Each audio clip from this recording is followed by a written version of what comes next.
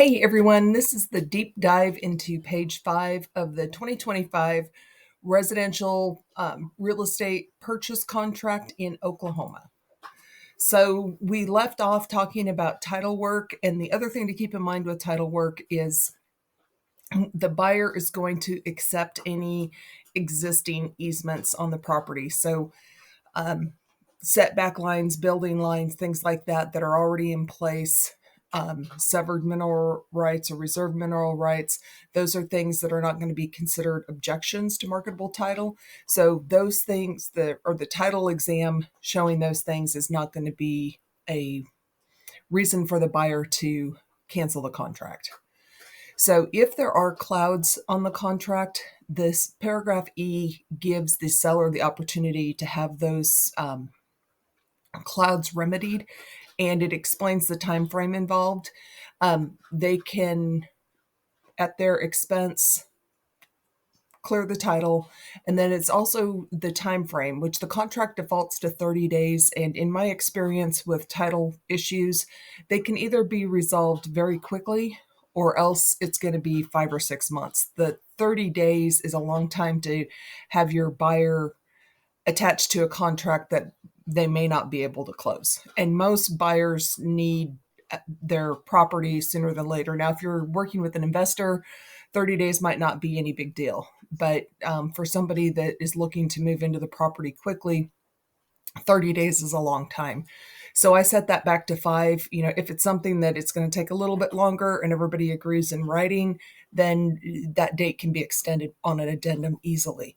But I just don't want a buyer attached to a property for 30 days when it's going to be months before that cloud is cleared. So next is taxes, assessments, and prorations.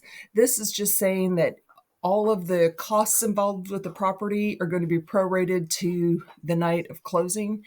Anything up until the night of closing is going to be the seller's responsibility. Moving forward, it's going to be the buyer's responsibility. So taxes are the one kind of weird caveat in that, because the taxes are paid actually to the buyer. The buyer gets a credit at closing. So when December rolls around, the buyer will be billed for the entire year.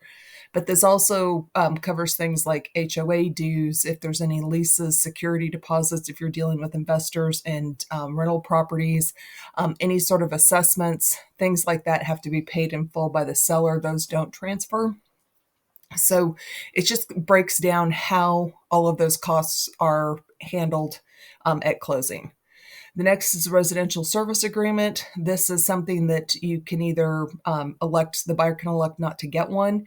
If the seller has one and it transfers, that needs to be noted in the contract. Or if the buyer's requesting one, that it shows that it's going to be covered by the residential service agreement, and then the buyer's going to pay X amount of dollars and the seller is going to pay X. So that way everybody knows what those fees are involved. It helps the seller decide if they want to go ahead and provide that for the buyer or not. So also just a reminder that the residential service agreement does not take the place of inspections. And then we have 13, which is additional provisions. And my only caution to you here is this is where anything not covered in the contract would be added.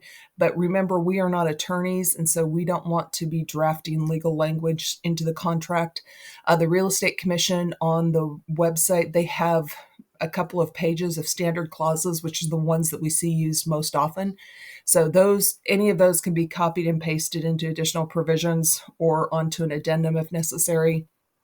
But if you're going to be doing something that is outside of just normal, what we see all the time in real estate, make sure that you reach out to your area leader or your broker and get assistance on how you want to word those things, because it needs to be clear yet concise.